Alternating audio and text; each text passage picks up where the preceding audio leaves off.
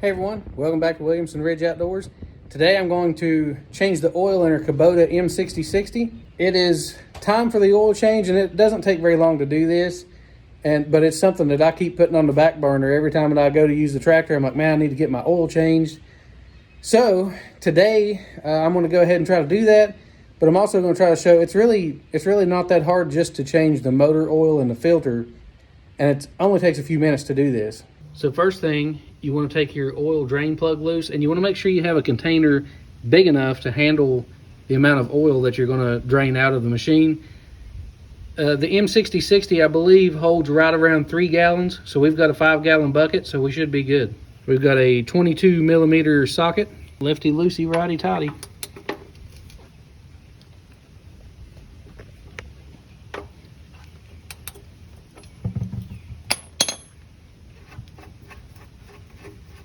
This is probably going to make a little bit of a mess on my hand.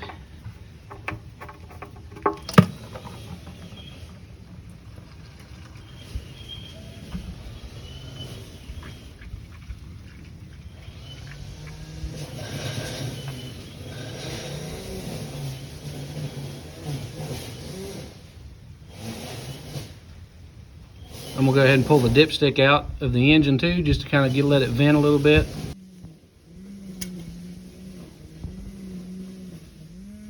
So I was trying to shoot this video with my phone, and I just realized I was videoing it the wrong way. So now we should be the right way. But on these 4-wheel drive tractors, they have the drive shaft actually goes up in between the oil pan. So there's actually 2 drain plugs on here. So you want to make sure you take both of them loose to drain both sides of the oil pan.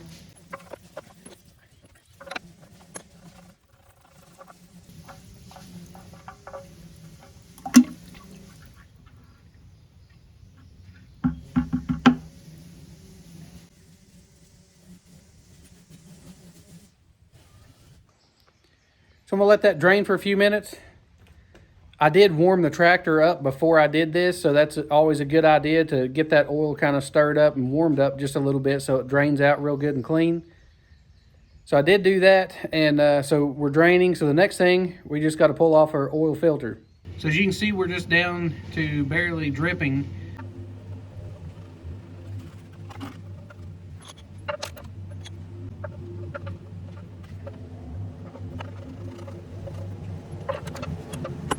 So I went ahead and put the oil drain plugs back in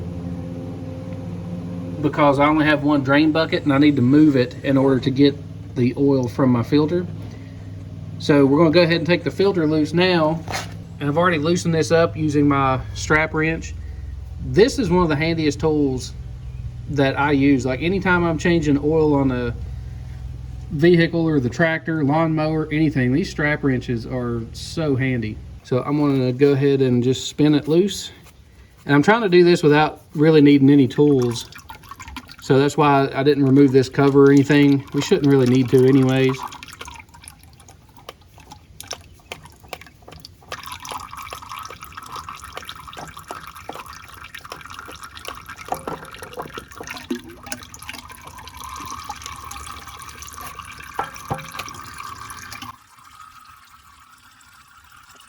We're going to let that stuff drain out of there for a few minutes, and then I'm going to come back through and clean this mating surface up real good with a paper towel. So I'm going to pour just a little bit of oil into the filter.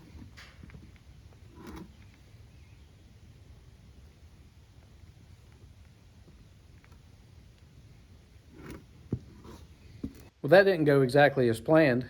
So what I did here is actually I filled the filter up with oil one time up to the top. That way the paper element then actually will soak in that oil, and can't really see down in there, but the element soaks in the oil and kind of runs that back down. That way whenever you go to screw it onto the tractor, then you're not dumping the oil back out. As you can see, I can turn it up pretty far sideways before the oil even tries to come out.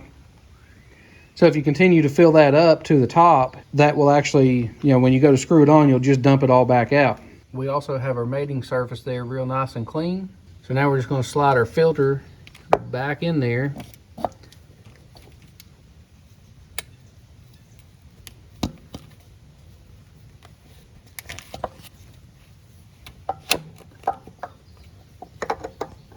and screw it back on.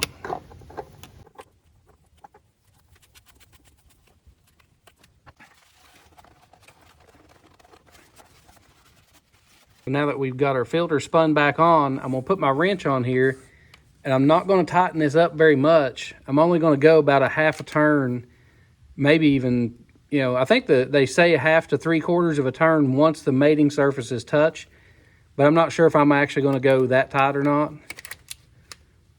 It's a little tough to do one-handed.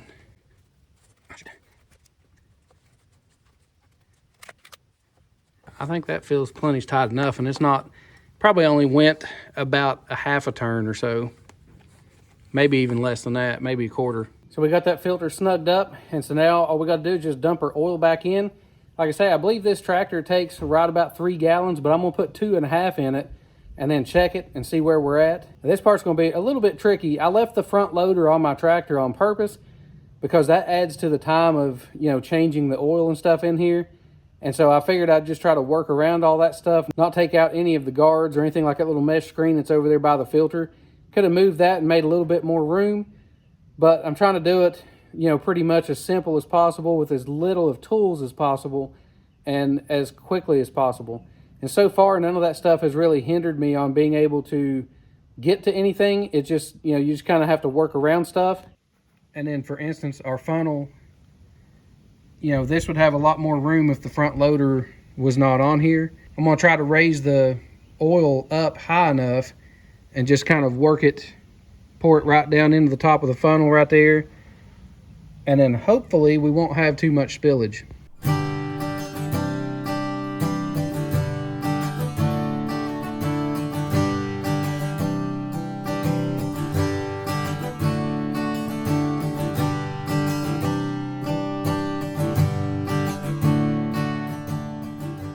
So I put the 2.5 gallons in it, and that was just barely touching the bottom of the dipstick.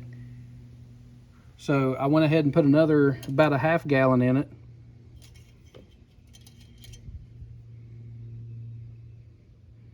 And we're about 3/4 of the way up in the safe zone. So a person could put just a little bit more into it. But before I do it, I'm actually going to start the tractor and let it run, let it kind of circulate everything through the motor, and then let it sit for a couple minutes, and then we'll check it again.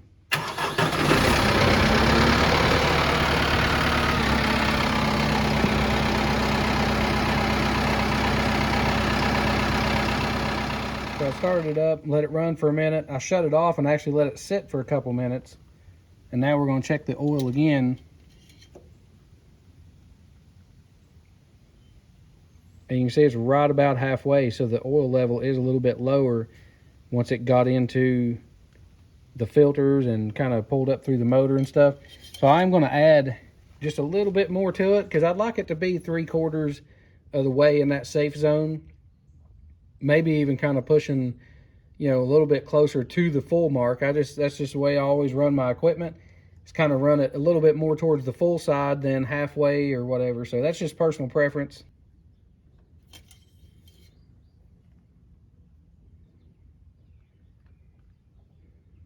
So right there, that's pretty good. That's what I like to see.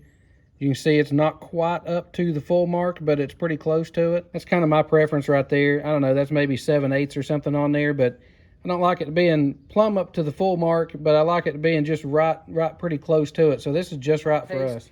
That is actually just a little bit over that 3 gallons of oil. I think the capacity actually says 3 gallons. That puts you about 3/4 of the way up that dipstick, and I liked it to be just a little closer to the full mark. So that's where I put it. It's probably like 3 gallons and then maybe an extra quart or something. But, you know, it's still below the full mark, and you're in that safe zone.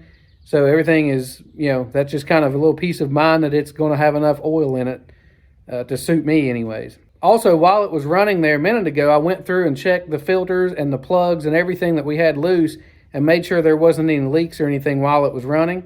All that stuff checked out good. So now that we've got our oil level where we want it, we're done. So there's a whole bunch of more maintenance things to do on this, but today we're just going to go ahead and just change the oil and filter because I really need to get out and use the tractor. Now there's some grease points and stuff that I always maintain and do all that kind of stuff, but there's air filters and fuel filters and hydraulic filters that also needs to be attended to over certain periods of time on your maintenance. Thanks for checking out the video today, and if you found it helpful, I'd appreciate you hitting that thumbs up button. It really goes a long way in helping out the channel. Also, while you're at it, subscribe to the channel and follow along for all the projects we have going on around the property, and we'll see you on the next one.